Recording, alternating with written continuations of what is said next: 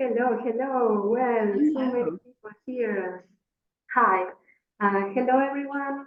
My name is 𝙈𝙗𝙗𝙗𝙗, and thank you very much for being there. We know your time is precious. I am thrilled to welcome you to our third TBO Talent Forum. In this edition, we will explore the exciting topic of planning and executing your content marketing in 2024. We are privileged to have 𝙆𝙚𝙮 as our main speaker, followed by fantastic panelists. The TBO Talent Forum is a monthly 2-hour virtual event that is completely free. It's an opportunity for you to get involved, speak, debate, connect, and network with like-minded individuals. Each month, we delve into different engaging topics. Our theme for today is planning and executing your content marketing in 2024. 𝙆𝙚𝙮 is a writer, a teacher, marketer, and business owner. Her professional focus is content marketing, the practice of attracting customers and growing revenue through relevant and helpful content in forms like blogs, ebooks, videos, and social media. She worked in the translation and interpretation industry for 23 years, and because of this expertise, Lee is able to consult with her customers on how to communicate to their audience across cultures and languages. She owns Globia, a content marketing consultancy that offers content strategy, editorial planning, and content development. Without further ado, let me introduce you to our main speaker, 𝙆𝙚𝙮. Lee, the floor is all yours. Thank you. Let me share my screen. Okay. Today I'm going to talk to you guys about planning and executing your content marketing in 2024. First of all, hi. I know like half of you, which is really fun for me, and the rest of you are new to me. So I'm happy you could all join today. So we're going to talk about content marketing in 2024. And first, let me tell you and thank you for that intro. That was great. Just a few things about me, some of which you mentioned, but I've been in localization forever. I love the industry, everything about it, the tech, the culture, the global aspect, the linguistics, the meaningful practice of giving people language access, all of it. My experience is all over the place. I haven't always been a marketer. I've been a product marketer, customer services, solution architecture. So all of that kind of informs my approach. 10 years in marketing, writer, traveler, teacher. Like you said, I speak Spanish, kind of a cross between resort Spanish and sort of fluent. I've studied it for years. There's my website, and I encourage you all to find me on LinkedIn. I'm on there all the time, and that's how you can get a hold of me. Okay, so I'm going to share with you today my framework, which I call the 3x5 content strategy framework. And I've put this together because I see a lot of businesses overcomplicating content marketing and really struggling to get started because it is a complex practice with a lot of moving parts. So this 3x5 framework is about simplifying in a strategic way. So you can be more efficient, so you can not overwhelm your team, so you can do more with less, like, manage the budget, so you can be effective and meet your goals. And I've got really do more with less. I've got it twice. And so importantly, you can get started more quickly. So the framework is not about endless planning. It's not about a huge strategy document. It's not about a huge team. So let me share with you what it's about. Okay. Here it is. 5 components. First one, 3 each, so 3x5. 3 buyer personas. 3 content themes, 3 content types, and I'm going to explain each one of these as we go through the presentation. 3 distribution channels, and 3 metrics. Okay, so these are the foundations that we're going to talk about that comprise this 3x5 content strategy. So buyer personas, come on. There we go. Buyer personas is a concept known in marketing. Other people call it avatars. Other people call it your ideal customer persona. Whatever you call it, the gist is that there are certain subset of the world that you are marketing to. You're not marketing to everyone. You shouldn't market to everyone. And in my approach, I advocate for finding 3 and only 3. So that allows you to focus specifically on those 3. And of course, you're creating content in content strategy for them, not for everyone, but for them. How do you find and develop those people? Well, you use data, historical data, like from HubSpot, to find out those that are the top value. I encourage you to look at those that have brought in the most revenue, and that can help you focus on which 3 you should profile. So use data like exports from HubSpot or Salesforce to find out who your top value ones are. Then you need to interview leaders to find out where they want to focus. So this is the future aspect of choosing your buyers. Where does your CEO want to focus? Where is your sales team seeing traction? So you look at the historical data and the future data, the future plans.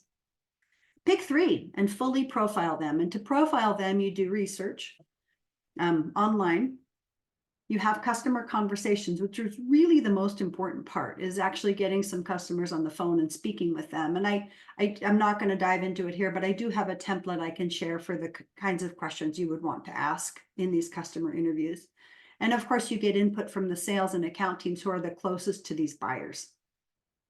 And that helps you get the information that you need about their goals, the way they buy, where they get their information, what their challenges and pain points are. So you're profiling why they need their services, how they buy, what their goals are, so you can map content to them.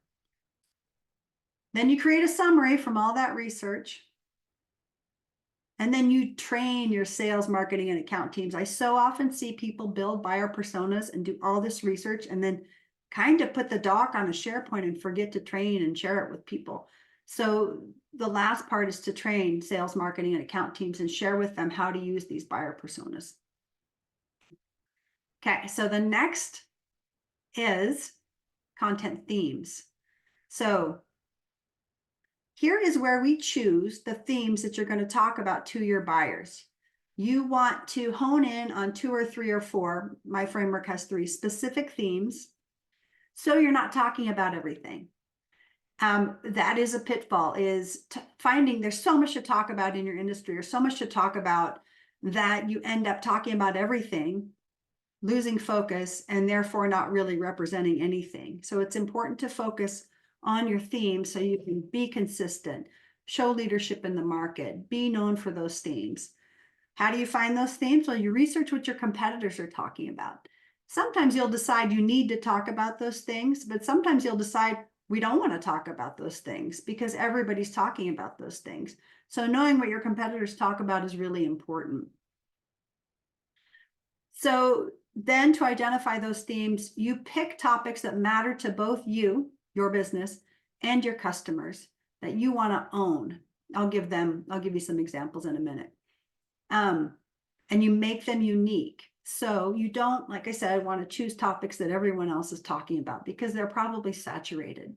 So when you look to choose your themes, make sure they're unique, make sure they matter to your company, make sure they matter to your customers. There's kind of a Venn diagram where, there's your customers, there's your business, and that's the intersection of where you pick your topics. Then you develop topics underneath each pillar. Pillar and theme is the same thing. Those words are interchangeable. A lot of marketers say pillar, it just means a theme, a topic. Importantly, keywords, SEO, I'm referring to SEO. SEO keywords are not topics. And a lot of, this is maybe a common mistake. So a keyword in my industry could be something like content marketing. That's not a pillar, that's a keyword. I'm going to show you an example. Actually, quickly do this. So I do want to show you an example. Okay, so for me, in orange, there is the pillar, and it's in orange there. Content strategy is one pillar. Content planning is another pillar, and you're going to see my LinkedIn content reflect this, and content development is a third pillar. So those are the themes, those are the buckets, let's call them buckets. And then underneath it, in white there, you'll see a topic that could be a content piece underneath that theme. I hope that makes sense. So in this framework, you pick 3 themes, and then you're able to develop topics underneath each theme to build out. And I do feel I'm going pretty fast. There'll be time for questions at the end. Okay, the third pillar, or the third leg of my 3x5 is content types. And for content teams that are just getting going, or B2Bs that are just getting going, I recommend these content types. This is what you develop on an ongoing basis. Blog posts. You need content on your website. So blog posts, 2 or 3 a month. You don't need to do them twice a week. You don't need to be overly ambitious. Social posts, and I'm going to talk about that a little more later. So LinkedIn for most of us, but choosing that content type, social content, is the second. And the third is a newsletter. Why do I like newsletters? I like newsletters because those are people who have raised their hands to hear from you. So that is a unique and cool opportunity to reach those people who you already have a relationship with, and it's an owned channel. Social, we all know how crazy it gets. The algorithms change. You could be wiped off the map for doing something offensive, and you don't own that channel, but you do own a newsletter. So I always advocate for creating a newsletter and sending that once a month or bi-monthly. A lot of businesses also create a lead magnet. I think that's an important piece. It's not something you create regularly, but a lead magnet is something like a workbook or an ebook or a quiz that people give you their email to access. That is how you build your newsletter list. So that's a really high value piece of content that solves a problem for your client. It solves part of the problem, right? Because you want them to pay you to solve their big problem. And that is a piece that you spend a significant amount of time on. That I recommend a business creates, maybe a couple a year. Okay, so 3 content types and then your bonus piece. Next one is 3 distribution channels. What good is a piece of great content if nobody sees it? So distribution is critical. They say 40% content creation and 60% distribution and promotion. So it requires more than you think. And it is an effort that's ongoing after you create the content piece to promote it and distribute it. Don't leave it on the shelf. How do you do that? So 3 channels, the 3 channels that I recommend for distribution are these. Your website, you will distribute, and distribute just means push it out, just means publish it on your website. And that's an SEO play. That's how you bring in the eyeballs. That's how you get people to see it. So you push it out on your website, and using keywords, that's how people see that content. Newsletter, of course, is a channel. You're pushing the content out that way. And social is of course a channel. You're pushing content out that way also. Okay, so choose 3. Other distribution types could include participating in publications. I'm trying to think of other distribution types that people use pretty frequently. But my point is, don't get overwhelmed. Pick 3. Don't go for shiny objects, and don't feel like you need to do more than this at the start. Okay. Last one, metrics. Choose 3 things to measure. This is the final of the 5. Too much data paralyzes people. So many times I go in and speak with content people, and they're measuring this and traffic and time on page and conversions and all the things, and they're getting data from 20 sources, and everyone's kind of overwhelmed. Too much data paralyzes a team. So I really encourage teams to narrow down the data that they're looking at and map it to their business goals, and really pick 3. You can measure more things later, but when you're getting started, or if you're overwhelmed with measurement, just simplify. And these are the things that I most often measure. Reach on social, okay? And that's an engagement metric. So social reach is shares, likes, engagement metrics, okay? So you want to know that. You want to know how people are engaging. On a website, you measure traffic, just the volume of people seeing those pages. And with newsletters, you measure the open rate. And it really can be that simple. Those metrics will tell you how your pieces are doing. Of course, you want to measure conversion. So what is a conversion? A conversion is when somebody downloads that ebook that you created, or books a call with you, or subscribes to your newsletter, or fills out any kind of form asking for a next step, asking for a consultancy. So you do also want to measure those. Okay, that is it. That's the 3x5. But how do you put it together? So I encourage teams to bring the right people together, and that often means representatives from different groups. So you do want an SEO person on the team, somebody who understands search. You do want a social media marketer on the team, somebody who knows how to write for social. And this is not trivial. A lot of people think that social writing is simple and straightforward. It is a skill that takes time to learn. And not every writer gets it right away or has the capability. Just because somebody is a good writer doesn't mean that they have a full command of how to write on social. It is its own discipline. So that's food for thought. Writers, of course, your bloggers and your ebook writers. Salespeople, a sales representative is important on the team when you're creating content strategy because they're close to the customer and should be providing ideas and reviews for some content. Of course, your marketing leader. So the CMO, the person who's responsible for the marketing in your organization, should also be on your content strategy team. Write it all down. It's no good if it's on Post-it notes or in this PowerPoint or in this Word doc.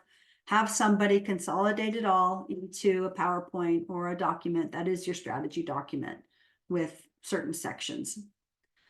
Then you would socialize it and get leadership buy-in for it. Use templates wherever possible. There's no need to reinvent the wheel. There are templates all over the place for creating a buyer persona, for creating a distribution plan. So look for those templates. There is no need to do anything from scratch in the area of content strategy. But just get started. A lot of people are daunted by the task of doing content strategy, and they blog and post on social, and that's it. That is the strategy, but that is only a partial strategy and will only give you partial results. So to raise the bar and to improve your effectiveness with content marketing, you need a plan that's a little bit more simple, digestible, and feasible to get started. And I tell people, paint the plane while flying. It's totally okay to not have everything buttoned up before you get started. So this is maybe it's an American expression, but it means keep doing the job while you're doing it. It means you don't have to paint the whole thing before you get it done. I like the expression a lot. Okay. Do you want to pause for questions now? Is there anything going on in the chat, or would you like me to keep going? I have a second section here. We prefer to take the questions after you finish. Sure. You have the train of thought, and then we will ask Natalie if she can, get in the floor and ask her question. Okay, everybody, great. So hold your questions about that, and we'll get to them at the end. I've got a second section here that I'm excited to present because I think it's kind of controversial. So the 6 content marketing trends for 2024. These are based on me watching what's going on LinkedIn and talking to different leaders. And these are the things that I'm seeing for 2024 that I think content marketers should know about and focus on. Okay, so what are they? Okay, here are the 6. And I'm going to explain each one. The concept of zero-click content, the concept of using social to test content, and a lot of this is about LinkedIn, big theme. C-level social marketing and employee advocacy. I'll explain these things because those are maybe new terms. Using AI. Really? Surprise? Nobody's surprised. Repurposing and less awareness content. And that's a type of content also known as top of the funnel. So I'm seeing trends for less of that. Okay, let's dig in. Zero-click content. Okay, this is the concept, the basics of which are that all of the value is in the post or the newsletter. So you often see posts that have a sentence and then a link. This is the opposite of that. So these are posts that keep people on the platform or keep people in the newsletter and provide all the great information in that piece of content. It's the content that adds value. You're not sending anybody anywhere. This is really important because LinkedIn really rewards posts that really boosts and rewards posts that don't have links. It penalizes links, and also rewards posts that add value, that teach people something, that share an opinion. So posts in 2024 need to get more meaty. And I'm not saying 500-word posts because that's exhausting, right? But I'm saying posts with tips, posts with value, posts with how-to information, a post with an opinion or a revelation. This is also called platform native content. It's another way of saying the same thing. So you're creating content for that platform, not just, putting a link to a blog post or some other content somewhere else. Amanda Natividad is the marketer who has come up with this content. So if you're interested, I would Google her name and zero-click content to read more about it. She's a leading marketer and I think co-owner or CEO of SparkToro, which is an interesting company for buyer persona research. So she's the name to go to. Okay, second one, using social to test your ideas. So on social, on LinkedIn, you can quickly expose an audience to an idea, right? And see how they react. And then if they react favorably, you can expand that concept or that idea in other content pieces or more often in social. So that could then become a pillar or a theme for you to talk about if your audience really responds. If your audience hates it, you move on. But the idea is social can be a testing ground, and it's okay to experiment, and that is the place to do it.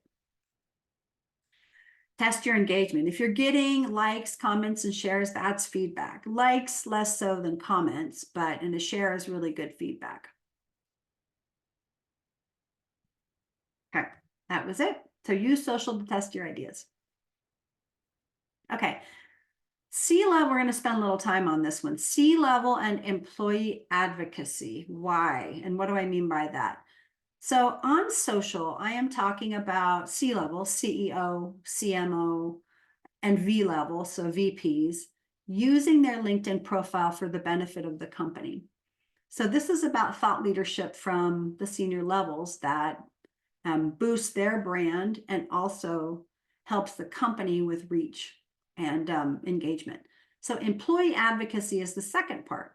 And employee advocacy is kind of a funny term. I'd love to find a better term, but this is how people refer to it.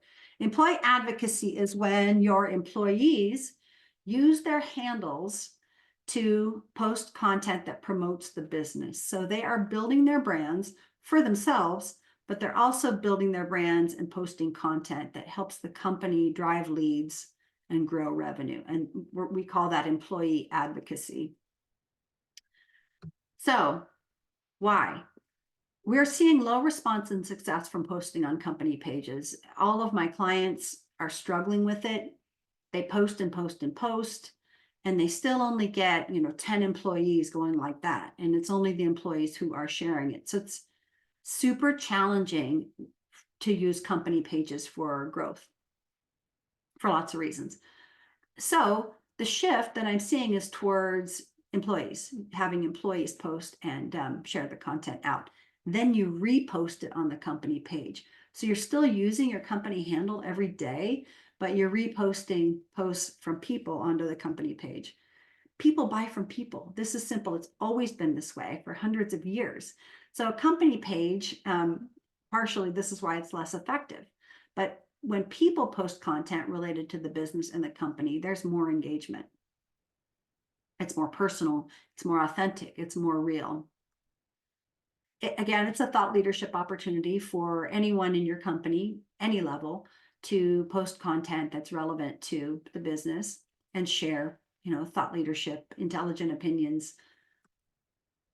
Size of the network increases because all of those people, say you've got 5 little mini influencers in your company and the CEO. Well, those 6 people are going to increase the size of the network that is bringing in revenue and leads for your business. So there are a lot of reasons to establish a program internally to help people post on social. People ask me, what if somebody just doesn't want to use their handle for work? And I get it. They have to understand why it can help them, why building a brand can help you personally, and why building a brand can also help the company. So there has to be a company culture that backs this up. So people have to be proud of the service they're promoting. They have to be proud of the company they work at, or this won't work. A disgruntled employee is not going to be happy to leverage their social for benefit of the company. So this really works great if you have a great company culture and you've got people who are proud to work there and you train them how to do this. They have to be trained how to do this and how to improve their own profile, how to write their about section, and then how to post effectively to build their brand and to boost the company. Must be trained. Okay. You're seeing, you're all seeing an explosion of ghostwriters. So these are professionals on LinkedIn who are happy to write your LinkedIn content for you. I don't know if I recommend going that way, but like I said before, it's not necessarily trivial to learn how to write posts. It takes some doing to learn how to write good posts. But CEOs or VPs can find a ghostwriter to do this for them, to understand the business and the personality and do the posting for you. So it's a choice, and there's lots of ghostwriters out there, some of them very good. And as I mentioned, success depends on a handful of things: your company culture, the training you provide, and sharing what's in it for them. So I'm really seeing this. I'm seeing B2B shift from just posting on their company page to driving a more holistic, integrated approach by engaging their employees. Okay, 4. I don't even know if I want to talk about this today, but let's just talk about it. I think everybody's totally sick of this topic, but using AI in your content program is important and you have to do it. And here it is. So how do I use it? I do not use it to write. I do not use it to write blog posts. I'm seeing tools pop up all over the place that write your blog post and suggest that you can just publish it. I've never seen one that was really good. I've tested a couple tools and there's always kind of AI funkiness. So set that aside. But I do use it for research, like to aggregate information on different topics. I do use it for ideas with, like given this scenario and given this target person that I'm writing to, what are 4 things I could talk to them about? I use it for ideas all the time. I use it for editing, for changing the tone, for checking grammar, for changing from American English to British English, for example. So I use it for editing. I use Grammarly for editing. Summaries. So there are tools where you can input a PDF or a research paper and ask it to summarize in 10 points, the key points. I do use it for drafting. So like I said, never publish something straight from AI. It's just like MTU, guys. Never, rarely would anybody in our industry say, use what came straight out of the engine. There's always a human process. Post-editing, when you're talking about empty, and when you're talking about creating content, also an editing process. It's the same. This is not new for people in our industry. So you may use a chat to create a paragraph or 2, but you're going to want to take the best and dump the worst and edit it and revise it. Social snippets. A lot of people take a blog post and ask a chat engine to create social snippets from it. That's valuable. That's awesome. But make sure that you edit what comes out of it. The key is strong prompting. So I encourage any content marketer to learn the basics of strong prompting. So a prompt is how you're talking to the engine, how you're giving the engine instructions. So the engine only, the level of success is tied to the amount of detail you give the engine. And you can literally give it 500 words of instructions. So I encourage content marketers to learn about prompting. Okay. That's AI. Okay. Repurposing. This is important because it allows marketers to do more with less, and it allows you to broadcast your message more effectively. It maximizes the distribution of your best content. So the concept, there is a 10 times multiplier. So by this, I mean that your content is 10 times more effective if you repurpose it. The concept behind this is that you reuse, a synonym for repurpose, your content in different ways. You can use it exactly again. Say I write a great LinkedIn post, I can use it again in 6 weeks. Why wouldn't I? Because it was successful. Your audience will not see your message, or there's a statistic that an audience has to see a message from you 9 or 10 times before they engage. The repetition does not hurt your brand. It helps your brand. It helps you get the message out there enough times so your audience will catch on. People need to hear your message multiple times before they get it. Also, different people need different formats. So say you write a blog post and you repurpose it in social posts, or you repurpose it, you adapt it to become a short video or an infographic. Well, that's great because different people consume information in different ways. Some examples. So what am I talking about here? So repurpose or reuse could look like this. You could turn a blog post into several social posts. That's remixing or reusing that great blog post. You can turn an ebook into 3 newsletters. You can turn 3 blog posts into an ebook. 3 blog posts along one theme could become a great ebook.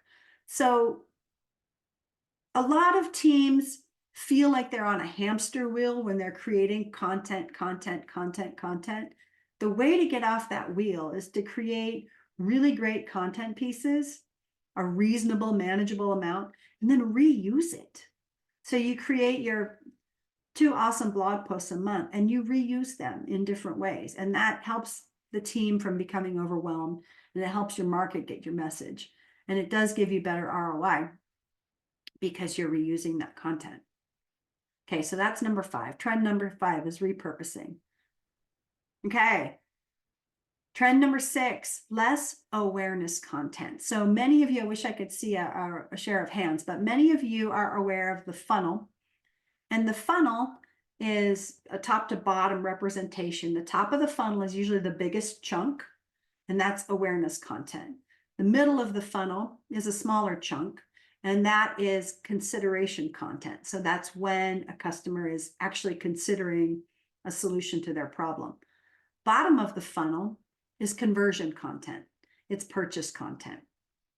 In the past, marketers have recommended like 60% of your content be top of the funnel, be this awareness content where you're teaching buyers about their problem and what their problem is. I am advocating to not do it. I am advocating to flip the funnel and do 10% of content. But why do I think that's important? 1, your competitors have you covered. Everybody else is writing all this content. And the most common awareness content is what is content? What is machine translation? What is a large language model? What is localization? What is interpretation? The competitors have you covered. Also, chat and search generated from, say, Google are giving people the answers. So I don't know about you all, but I'm using chat to answer my questions. I don't go to search anymore. So all that top of the funnel content on the website, people are going to chat. They're not going to the website anymore. So you posting top of the funnel content on the website is a little bit redundant to the ways people are getting their questions answered right now. Keywords at that level are too competitive and you're not going to win for them. This is a reason why a lot of brands write a lot of content at the top of the funnel, because you can use keywords, broad keywords, to bring in traffic. Keywords are too competitive, especially in our industry. If you try to optimize for a post like what is the difference between translation and interpretation, good luck, because there's 95 blog posts on that. Importantly, this is where you can differentiate on the middle and the bottom of the funnel content. So these are the places where you can really put forward thought leadership, how to do things, how we do things, how our company does things, and surface thought leadership about how you solve problems. This is where you can differentiate. The money is in the bottom of the funnel. The bottom of the funnel is conversion content. So this is why I advocate to do less top of the funnel, more middle of the funnel, and more bottom of the funnel content. I'll also share that bottom of the funnel content, it's harder to write. This conversion content is harder to write. And top of the funnel blog posts are actually pretty easy to write. A strong writer can write a what is post. ChatGPT can write a what is post. That's why they're common. That's why they're everywhere. Bottom of the funnel are harder to write, but it's where the money is. They're more worth it. They're worth the effort. And it's where I recommend you put your dollars. So reduce to 10% that awareness content moving forward. Kind of use it as and when necessary.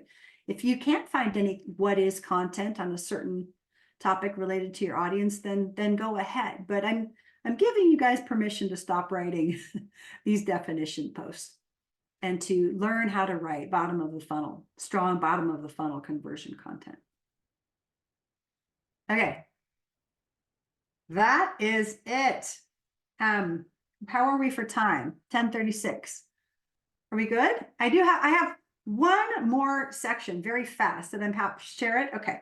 I was gonna cut it out if we didn't have time, but so I'm going to share these 4 C's that I think are really important. Just when we're talking about content marketing in general, having kind of a lens for what we're doing here and the purpose of it. And here are my 4 C's. They are craft, consistency, conviction, and connection. So if you don't have these, why bother? And let me explain. Craft is about quality. Is your content any good? It needs to be well written. It needs to be useful. So good content marketing is about craft. Consistency. If you're just posting a blog post when you feel like it or when you're able or when you get one done, that's not consistent. Consistency is about blog posts on Tuesdays, 1 newsletter a week, 3 social posts a week, so that your readers know what to expect from you. Consistently on the same themes and consistent cadence. Conviction.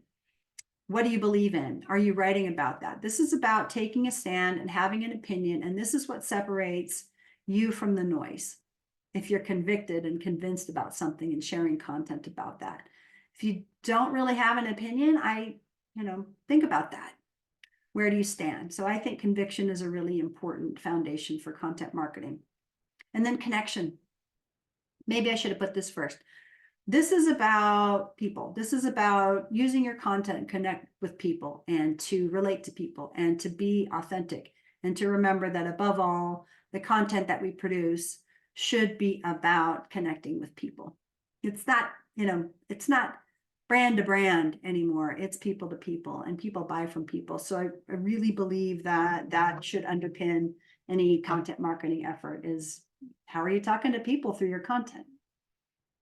So that was a lot in 36 minutes. So let's let me stop. Please let me stop and take questions. That was wonderful, Lee. Thank you very much. That was very insightful. We have a lot of questions. It seems like this was like mind-blowing for many people. So we have Natalie Basanesi. I hope I am saying it correctly. Natalie, would you please ask your question to Lee? Can you see me? Yeah. Good. Hi, Lee. How are you doing today? Hi, Natalie. Good to see you. Good to see you.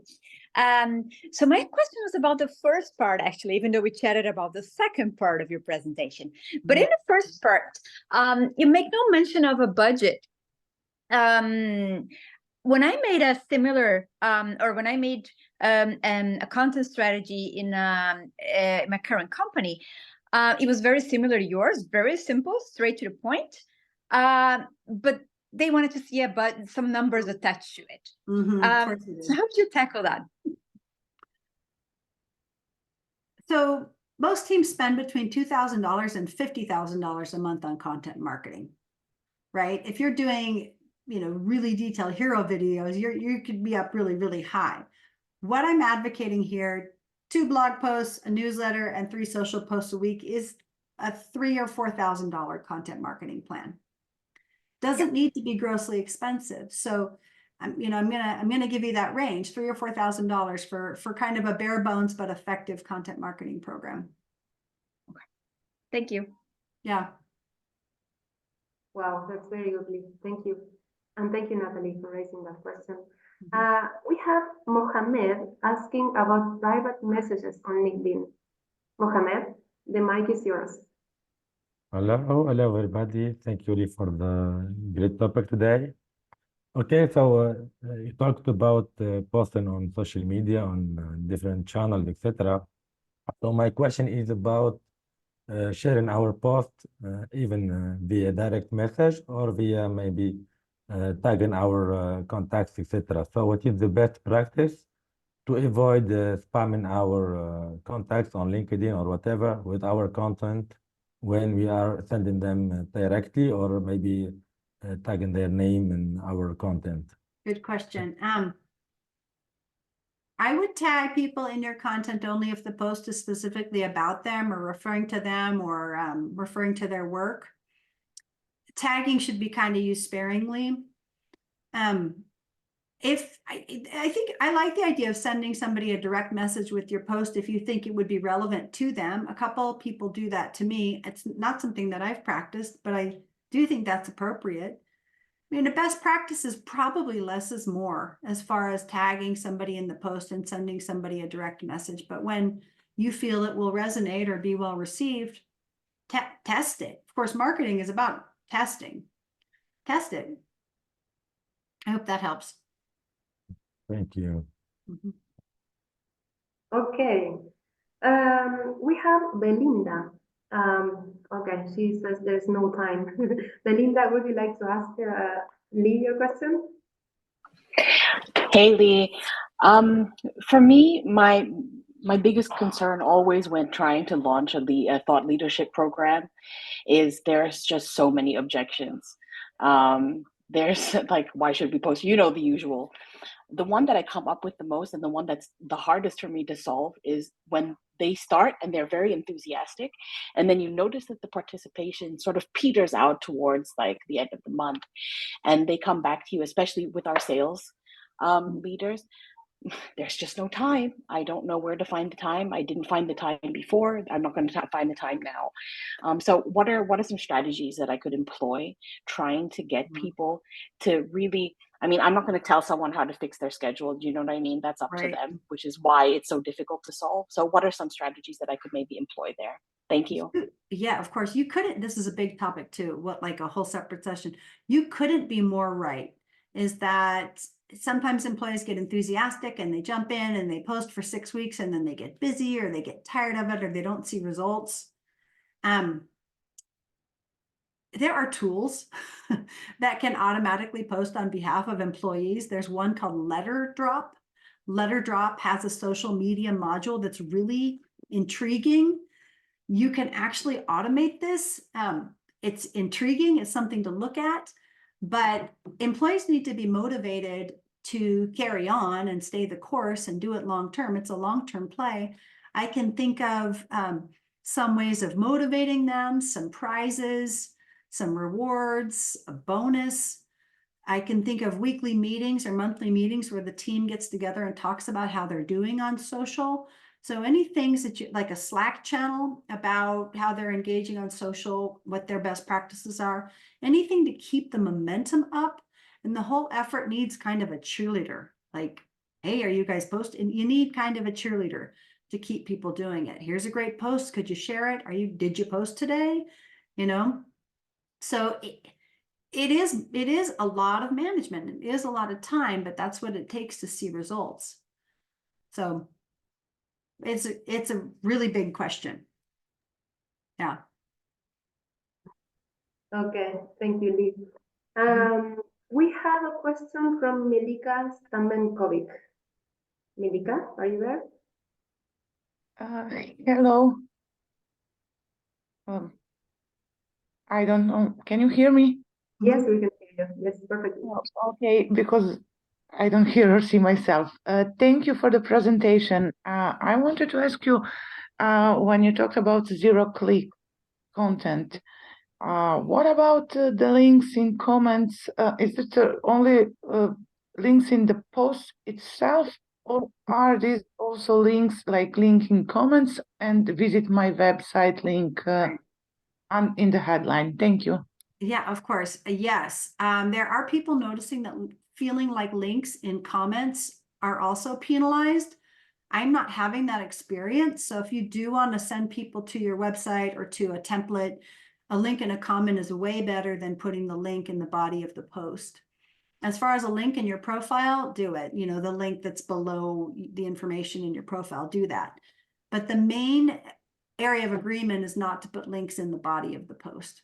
But again, test it. I mean, I had one person tell me that she got shadow banned, she thought, for putting links in the comments, but Wow. I haven't heard any other problems with that.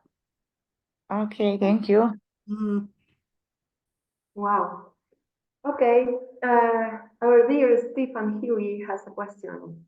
Hey, Stefan, good to see Hey, you. how's it going, Lee? Good. Please So hit me with your best excited. shot.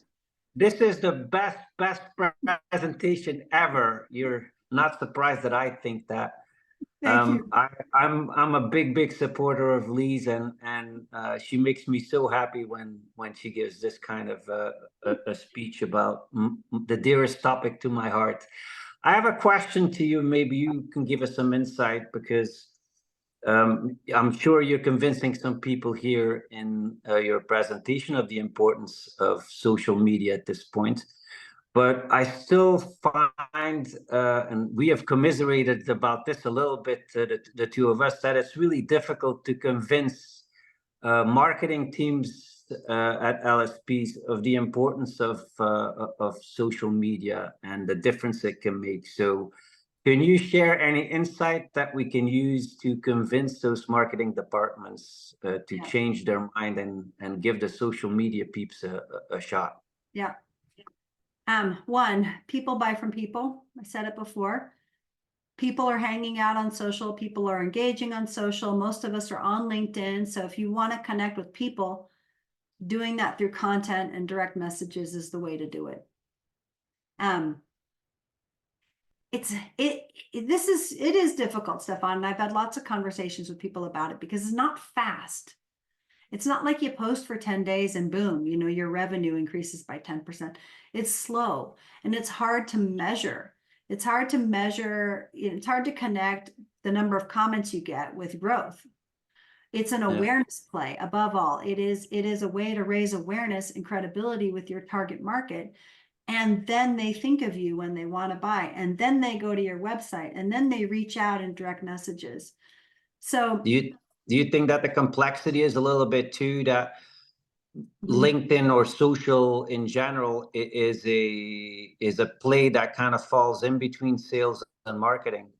And so they kind of bounce the ball around a little bit. And what I mean by that is, from a cold calling perspective, so to speak, sales effectiveness, once you get to be known on LinkedIn, it becomes a lot easier to approach people and to interact with them. That's really how I got to social, to be honest with you, from a sales perspective, not even from a marketing perspective. So I think the marketers are often not very involved in that part of the game, and so it falls maybe a little bit in between the two departments. Yeah, it's an interesting concept. It also underscores to me that in content marketing, you got to involve the sales team, like bring the sales team to the table. There's no solid content marketing plan unless you have sales at the table. They're closest to the customers. They're talking to the, I'm a marketer, but I'm not talking to the customers. I'm not selling to the customers. Yeah. But marketing is responsible to empower and enable sales to connect with customers. Maybe the most powerful argument for this is that if we can convince the marketing people that the way to enable the sales people to make better connections and better sales is through social social selling, so to speak. Just a thought. There's some work to be done there. Absolutely. Convincing people of the value of social and teaching people how to do it. Yes. and Awesome. investing. I mean, it's not free, right? It takes time. Yeah. And if you're hiring a ghostwriter, Yeah, it takes effort. It's a long play for sure, but then for salespeople that are building their funnel, those are long plays regardless. So I think you have a lot more control on social than you do in some other mediums, especially if you compare it to, say, cold calling. Yeah, it doesn't compare to cold calling. Yeah, cool. There's somebody Thank you. named Martin. Yeah, of course, Stefan. There's somebody named Martin whose hand I see. Yeah. Martin, All right. yes. Hello, can Hi. you hear me? Hi, Lee. Great presentation. Thank you for putting this together. And I really liked the breakdown of the funnel analogy. I hadn't heard that before, and I feel like so much of the content that I see, and when I've had to write stuff for companies, they have been like, what is machine translation, or how to partner with, internal client reviewers. Can you give some examples of like that bottom of the funnel content that you're recommending that relates directly to revenue or conversion, I think is how you said? Yeah, sure. Let me think. Bottom of the funnel content is the hardest to write. So it is usually thought of as how we content. So how XLSP handles quality reviews, or how XLSP solves this problem, so that it's content where customers can see how the rubber meets the road when they work with you. Okay. Okay. Does that help? In the past, people would say blog posts shouldn't be promotional. Disagree. So at the bottom of the funnel is where you get real promotional, but it's still user-centric. It's still centered around their problems and solving their problems. It's not, we sell translation, we sell LQA. It's, this is how we solve your problem with this. A perfect example of like a classic bottom of the funnel piece is a customer story, because it shows how you're solving a customer problem. Yeah. Like very with specifics. Okay, that makes Exactly. sense. Yeah. Thank Okay. you. Lee, we have one more question from Rachel Lawton. I don't know if she's there, if she wants to ask the question herself. Rachel, if not, she's asking if $3,000-$4,000, how often? Is that a monthly budget? Monthly. Yeah. Yeah. Yep. Okay. Okay, Rachel, she can't make her. Okay. Yeah, Rachel. Okay, perfect. Okay, that was super insightful, Lee. Thank you very much. Now we will have a panel with great people here talking about everything you mentioned here. Jorge, would you like to introduce everybody, please? Sure. Well, thank you so much, Lee, again. It was a great presentation. I think everyone, including myself, are going to be like thinking a lot about all the content that you said and mentioned. So for today, we're going to keep the conversation going, and we're going to keep asking questions. But for this second part of the forum, we're going to have Mimi Moore, 𝘵𝙠𝙗𝙗, and Florencia Alvarez. They are going to be joining the panel. Mimi is the owner of Wolfson House Writing, and she's also a program manager at Women in Localization. 𝘵𝙗 is the head of growth at Multilingual Media magazine. I'm pretty much sure everyone knows that magazine. And Florencia Alvarez, she's a senior brand and product manager at Samsung. So thank you so much, the three of you, for joining the panel. This time we were going to have Kristen Gutierrez as the moderator, but unfortunately she has a sick kid, and our lovely Lee is going to take over her. So thank you, Lee, again for wearing that hat for this forum. Of course. I leave the floor to you guys. Okay. I'm going to talk to each of our panelists for a moment and come to understand what their sweet spot is in marketing, and then we'll frame the conversation around that. So Mimi is a peer of mine, a dear friend. Mimi, would you tell the group what your focus is? My focus is content marketing, but I also do a bit of marketing ops, like working in HubSpot and WordPress, And then also a bit of internal comms. So working for teams to promote what they're doing internally within the company to other stakeholders and executives. Yeah, perfect. Eddie, what's you're on mute too. I'm calling on you. What's your key focus, Eddie? What's your, yep. Thank you. I want to take the opportunity to thank TBO, Talent, Georgelina, Charles for the invitation. And thank you, Lee, for the presentation and everyone for being here. I'm really happy to join this panel. My focus for the past years have been on a function that's called growth. And that function entails marketing, customer success, and sales. Of course, for the past 10 years, I've been doing public relations for startups. So tech mostly. And what we were doing was getting companies from Latin America onto publications outside of Latin America.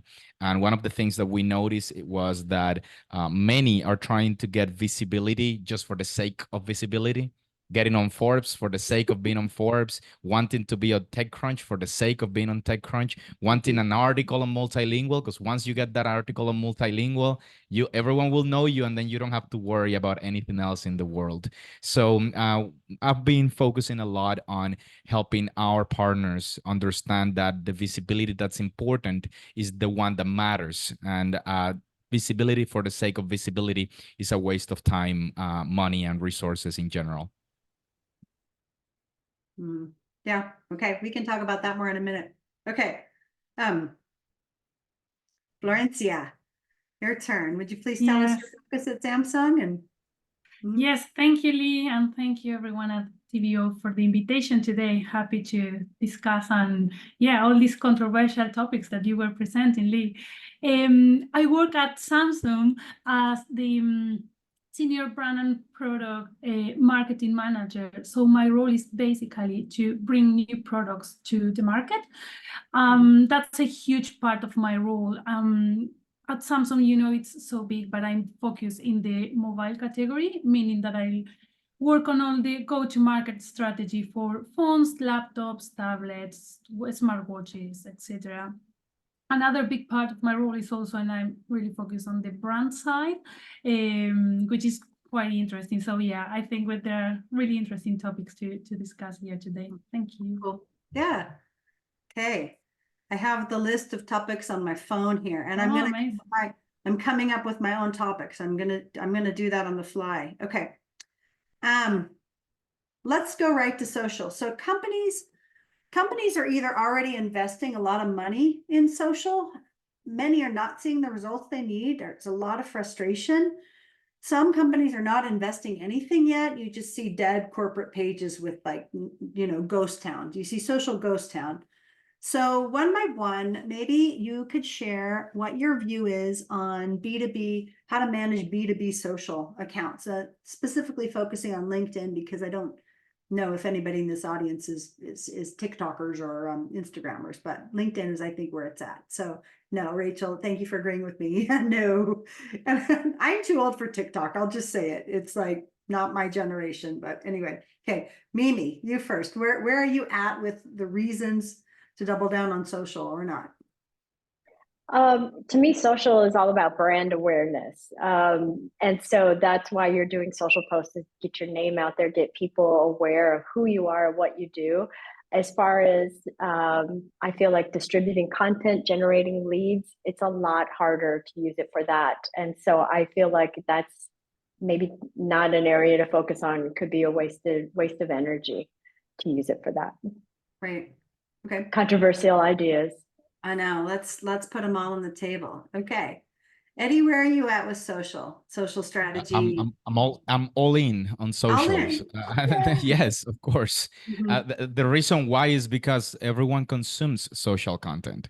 Like if there is someone in here that says they are not on a social media platform, is because they probably have a point to prove. They're trying to prove that you shouldn't be there, that you shouldn't be like intoxicating yourself from digital. And that's partially true. And that's a partial argument.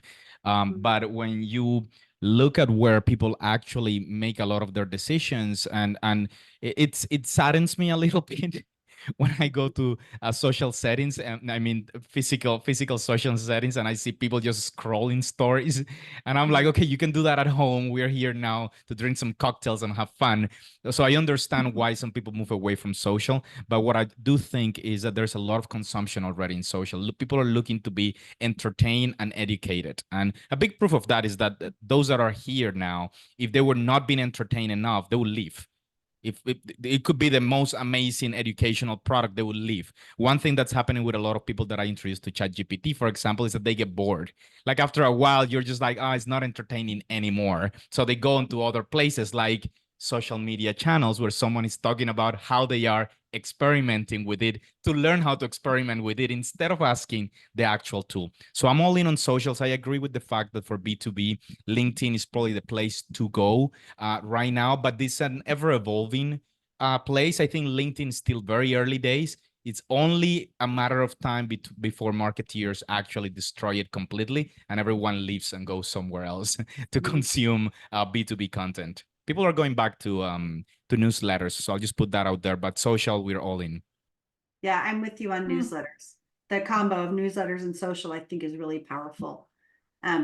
Florencia, and you, Yes. where do you fall on B2B LinkedIn? So yeah, I would say that I'm not the expert on B2B. Most of the products that I launch are for B2C, basically for the mass, which is a bit different. So the channels we use, the message is completely different. So yeah, I'm all in for social. It's really needed when you launch new products, especially for like consumers, because they are everywhere on social. Like Eddie was saying, basically, you need to find them there. You need to teach what's your product about, what you have to offer.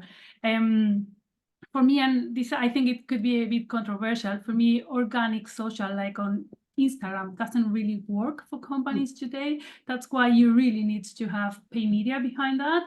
And that's what I've been doing for a long time. We have huge amounts of money going into Instagram, Facebook, Meta. So yeah, I think you really need to have a good budget to go on social. So yeah, that's what I think about mainly B2C. Then I totally agree that B2B, it's more on LinkedIn. And I think you made a great point, Lee, when you were saying that it's important that the C-level starts to use more LinkedIn as the employee advocacy. This really brought to my attention that I saw many C-level people posting, and I was saying, why are they doing this? But I think your point was really clear, that people buy from people. And that's what you do on social, and probably a different topic, but that's why influencers is going bigger and bigger every day. It's because people tend to buy from the recommendations from others. Yeah, if you can get a couple of your employees to become mini influencers, then you have a lot of leverage through them and their thought leadership. Not every employee is a candidate to be a thought leader. Not everybody wants to be. Not everybody has the personality. But if you can dig in your organization to find a couple people who are up for it and incentivize them, that's super powerful. Yeah.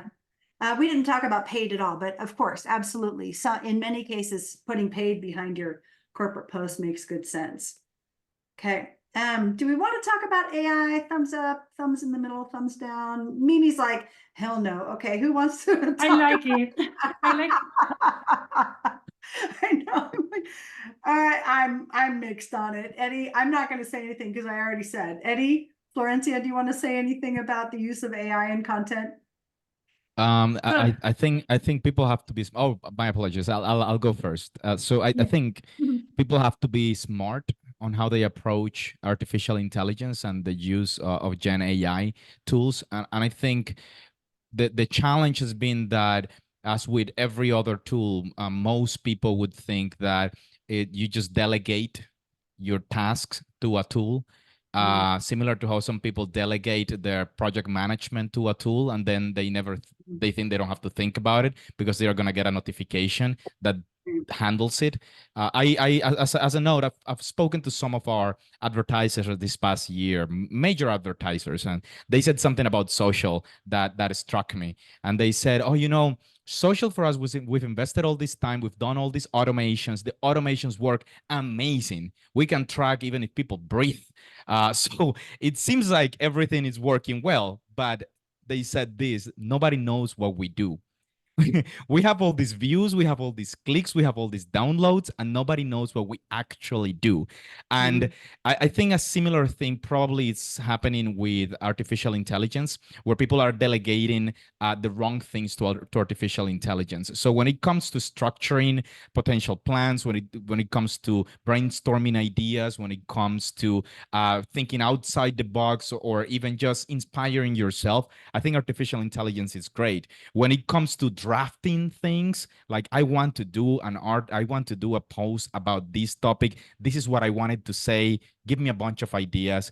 Then you put your creative energy into it, and then you make it your own.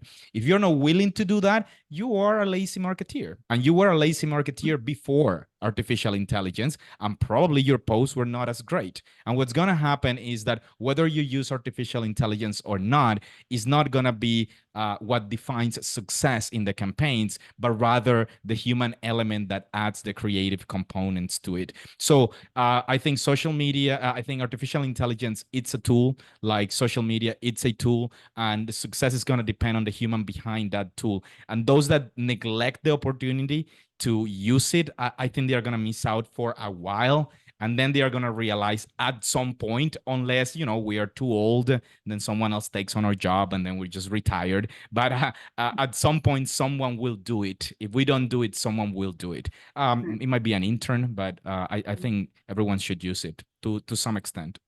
So Eddie, I love your strong opinion. And what I caught was don't be a lazy marketer. And don't use AI as your excuse to be a lazy marketer, right? Yeah, and I don't want to say that the use of AI is generationally aligned, but maybe it is. I know it blows my parents' minds, but I do think that the next generation of marketers are going to be fully integrated with AI.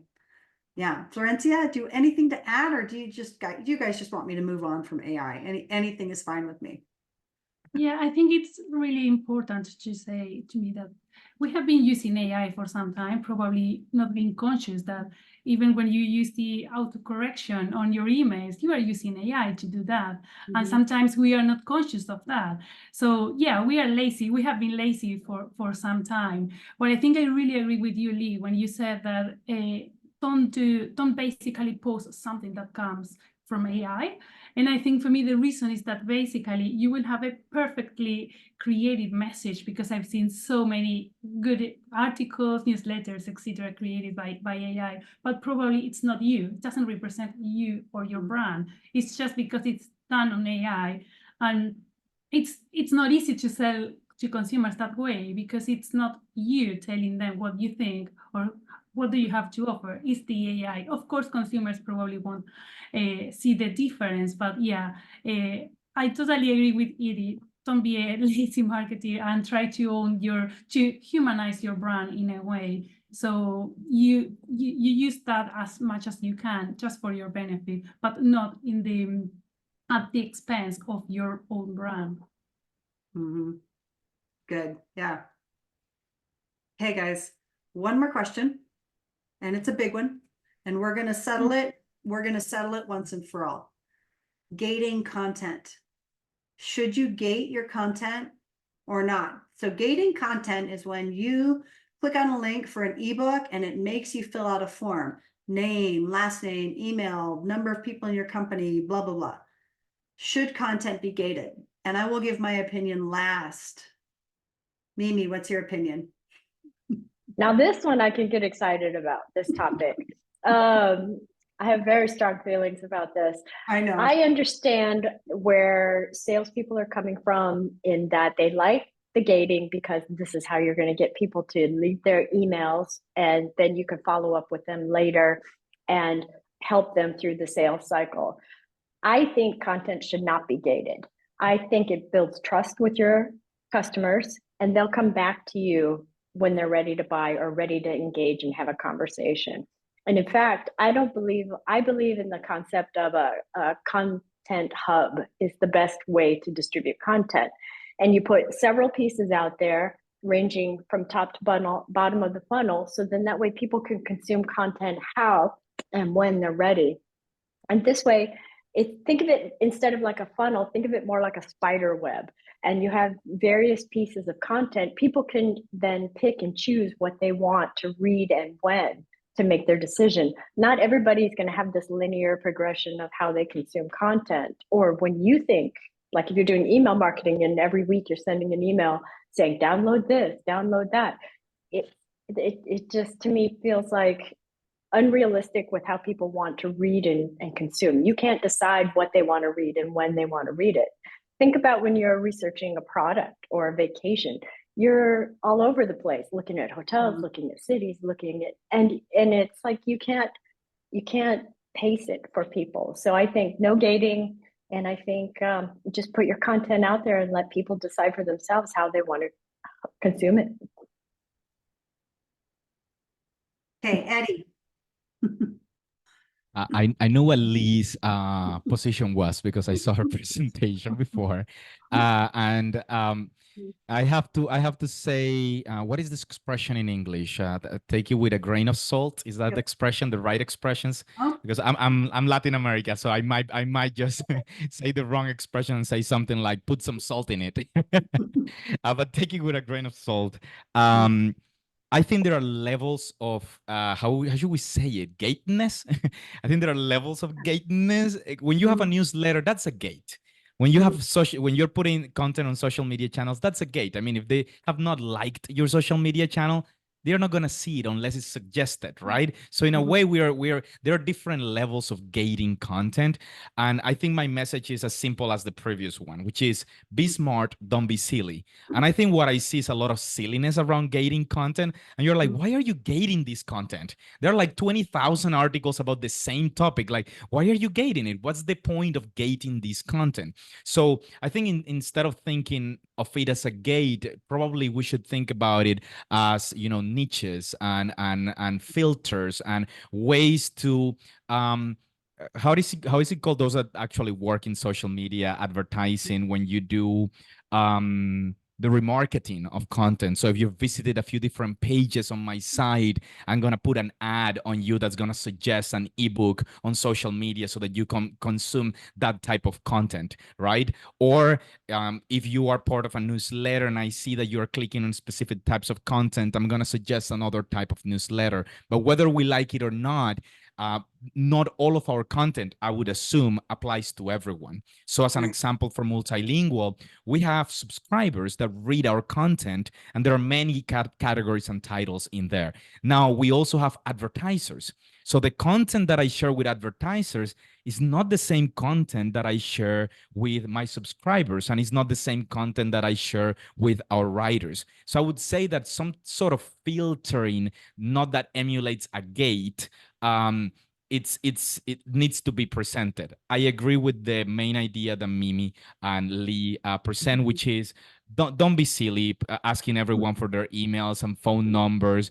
We are not PricewaterhouseCoopers. We are not Procter & Gamble. We are not JP Morgan. We are none of them creating a $2 million consultancy paper that we're trying to get the emails out from just so that we can tell our bosses that, we got 1,000 people downloading it. We don't need to do those things. So if we're not silly and we're smart, I think there are other ways of tracking who's consuming the content.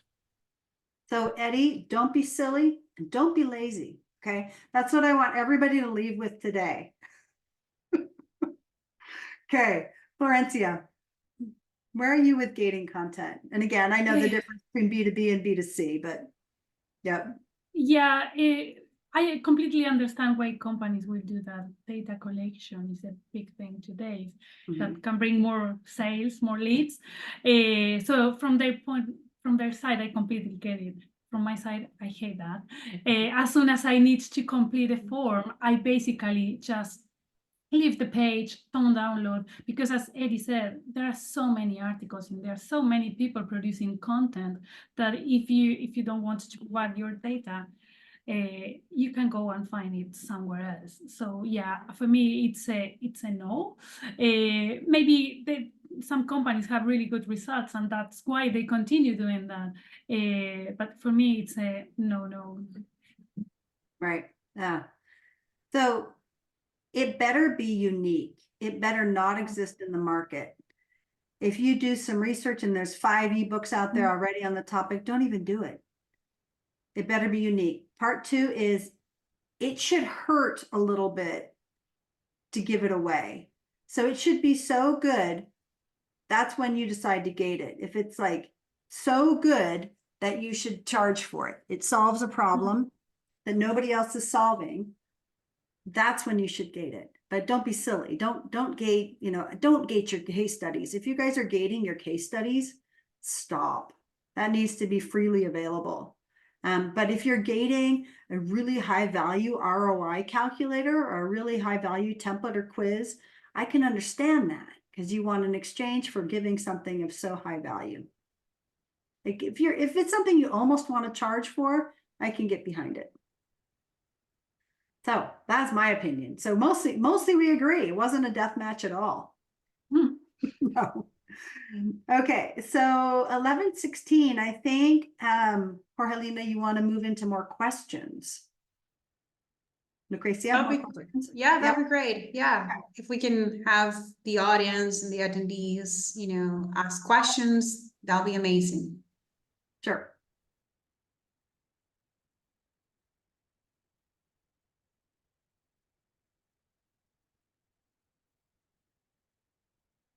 I'm kind of scanning the chats too.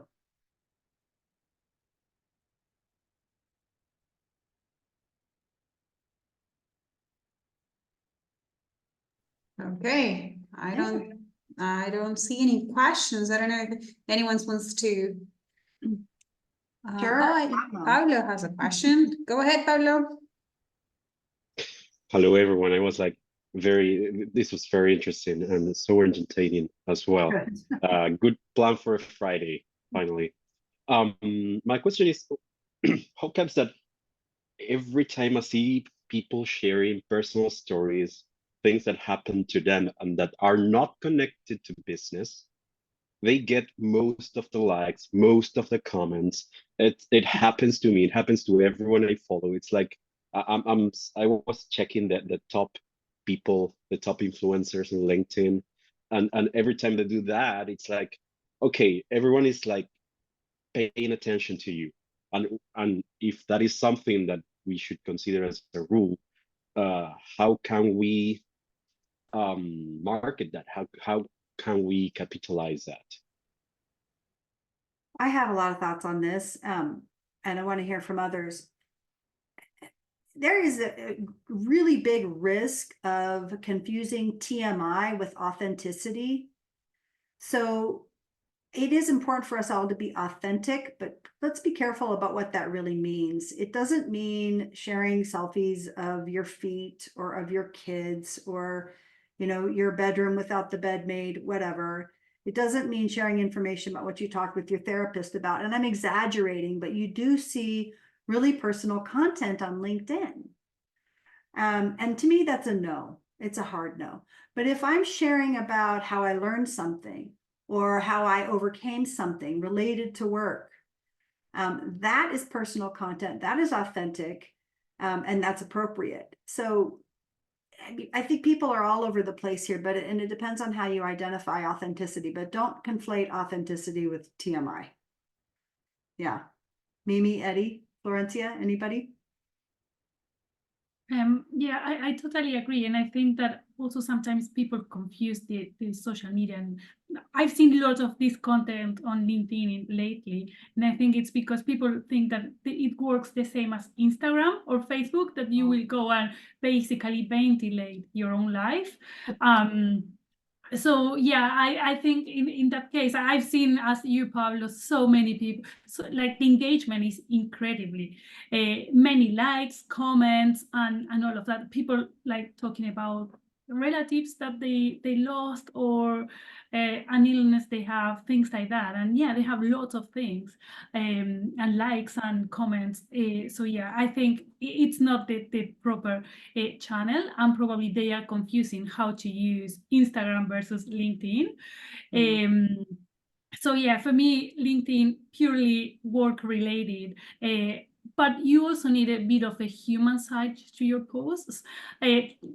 I'm not a super proactive, but I've started to add a bit of like the human side to all my posts lately. So people can actually get to know not only what I do, my work experience, but also who I am as a person. I think talking about your soft skills is good, but not basically talking about everything that is happening in your life. I agree. And you made a good point about the difference between appropriate levels of sharing on the different platforms. LinkedIn is the most professional and formal, all the way down to TikTok, where kind of like open kimono, I guess. Mimi or Eddie?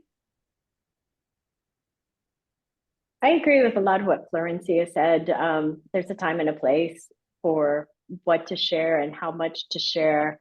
And I've actually even started seeing some posts that are almost like backlash against this, saying, I thought this platform was for professionals. I thought it was to learn things and people recommend things. And instead it's a lot of this other too much personal sharing. And so perhaps, the pendulum is starting to swing back to make it a bit more professional. Yeah, I'd say perhaps on this one, I'm not entirely on the camp of LinkedIn is only for professional posts. But I do agree with the idea that people are all over the place. We are all over the place. And I think that's part of kind of like the stage at which LinkedIn is at. I'd say the reason why, Pablo, I think people are more attracted to those posts is because we're human. And we're attracted to human things. We're not attracted to merely transactional conversations. And in fact, like I'm not. Like I see a purely transactional post and I might skim over it. If someone is talking about a personal learning, I'll probably start reading it. If it looks like 20 pages, I'm not going to go below. If it looks like AI helped you, like it's very evident. Like you cannot write 500 words for a post. Like stop. Once again, like you shouldn't be silly with these things. What I do like about posting human related content, I'm not going to say personal content because personal is all these things that we're mentioning, right, that we don't like. But what I do like is adding texture and a different dimension to your profile. So when you're talking about I don't know, a book that you read, when you're talking about a visit that you made, when you're talking about a preference that you have, it gives me an idea of the lens that I'm looking at. Because as a human, I believe we're all kind of like a lens that looks at problems and looks at things and that creates an output. But if I don't know certain things about you as a human, which we normally get if we're working like face to face, we are not able to get a really good idea of what you can add to the conversation. As an example, when we went to Vamos Juntos in Brazil last year, and Charles might mention that we are going to Vamos Juntos in March in Lima, Peru. But last year when we went, Pablo did a presentation about wines. And we were catando vinos and we were trying some wines. And I had no idea that he was in business development. I thought he was all about wines, and that's why he joined the conference. And then afterwards, when I know these things, now I have a sense of the depth of his curiosity, a sense of the depth of his knowledge in other areas, which now I kind of like relate to how he deals with business. I'm like, if he can go as in depth with this knowledge about wines and foods and history of Argentina, he probably does the same with business or something similar, because oftentimes the way you do some things is the way you do everything, right? So if I'm sharing how I'm fixing my son's bike and then I'm going about details without sharing my son's face or them on underwear, I don't know what the details are going to be about this, but then that will show a texture and a dimension of who I am that could aid those that want to do business with me to take a decision. And this is just a perspective. I'm also all over the place, and I haven't posted certain things in a long time because I'm also in this kind of like journey of figuring out what to post, what not to post, what works and what doesn't work. It's a journey. Yeah. Okay. I see some guy named Charles wanting to ask a question. Yeah, sure. Can you hear me okay? Yeah, so the LinkedIn police don't seem to know what the fine line is about what you can post or what you can't post. And you get people saying, why is he posting about his personal life? And then you'll have other people applauding you for posting about your personal life. And in our workshops with Stefan Hui, he's always said, post whatever you like as long as it's positive, which is really cool. And I've always batted back to him saying, what about people who post about mental health in the workplace? That's not a positive topic per se. It's about a struggle. And Stefan says, well, don't do it. So these are different opinions on the spectrum of what to post and not what to post. And does it contribute to your overall message of what you're trying to get across? For example, posting for Lock in Pink, Lucrecia and I did one with our newborn babies, my daughter and her sons. And that was really cool. And that was mixing personal with business, but with a cause, and is preventing breast cancer business? If you work in the Cancer Society, yes. If you're an oncologist, yes. But not strictly speaking. I guess it depends on what your business is. If you're selling aluminum siding, then no, preventing breast cancer is not related to your business. But because business and work is such a huge spectrum, almost anything goes. But I would stay away from politics, Israel versus Hamas and Ukraine versus Russia. I would stay away from that. But of course, if you're a localization project manager in Kiev being bombed, then the war is business. It affects your working life. So I don't know. There's no right answer. But don't be silly. Right? No, I'm with you. There is everybody has to figure it out for themselves. Every business has to figure it out for themselves. And I can't underscore that social media marketing isn't tricky. It takes time, it takes investment, it takes doing, it takes learning, it takes months. I think people can trivialize how simple it is. It's nuanced and subtle for sure. Okay, how much time do we have? Because Martin has one more question, but what are you guys thinking? You want to, take one more question? Okay. Thank you. This is just a little bit more of the same in terms of the proper way to engage in LinkedIn. And I really love Eddie's comment about that human. I really enjoyed that story that he shared about wine, because I work in localization, but my huge passion in life is acting and filmmaking, and I have a couple of short films, and I never ever post any of this on LinkedIn. I'm always like, yeah, operations professional. And then I have in my bio a little clip at the end where it's like, and in my free time, I always make movies. And like, it's interesting to hear, like, human beings are multifaceted, right? We don't just do one thing. But with LinkedIn, I'm always hesitant to post anything, not so much as a business, but as myself. I'm always like, when I used to work for Lionbridge, it was like, oh, we're hiring.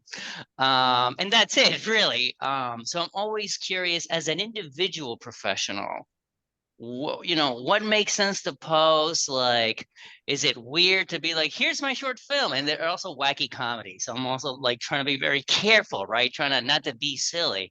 So yeah, I'd love to hear your thoughts on like, what would be appealing and what's like, nah, just keep that artsy stuff like to your Facebook profile. I don't know. Maybe I can have an opinion on this. I think Charles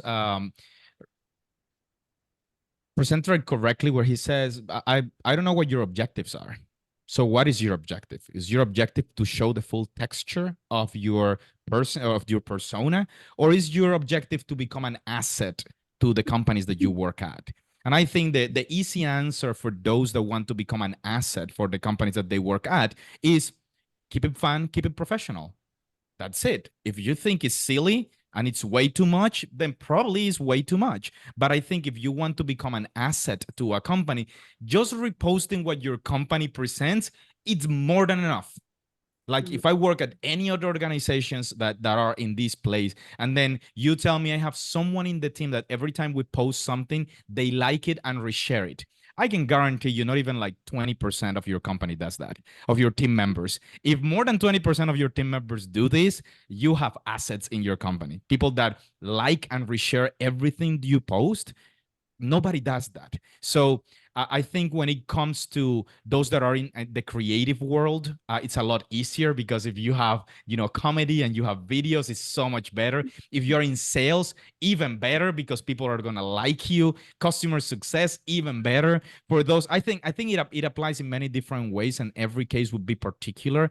But once again, depending on what your ultimate goal is going to be, you will want to decide what you want to post. And I think for everyone, the easy decision is, am I an asset or am I a liability in social media to the company? And if you're a liability, you're probably, adding to something that you don't want to add, because you don't want to get fired. You don't want your company to lose business, because then you're not going to get paid. And I think that's kind of like my position on that. Yeah, I love that. Don't be a liability. And don't be silly.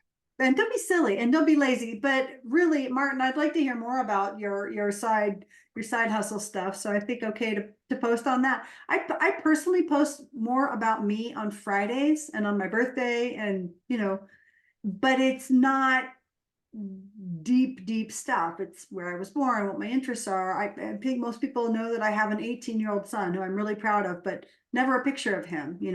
I'm a mom. I think that has a lot to do with who I am as a person, and even how I run my business. So yes, some, but don't be silly. Don't be a liability. Cool. Thank you. Awesome. Yeah. Cool. Okay. Thanks for the lively discussion, guys.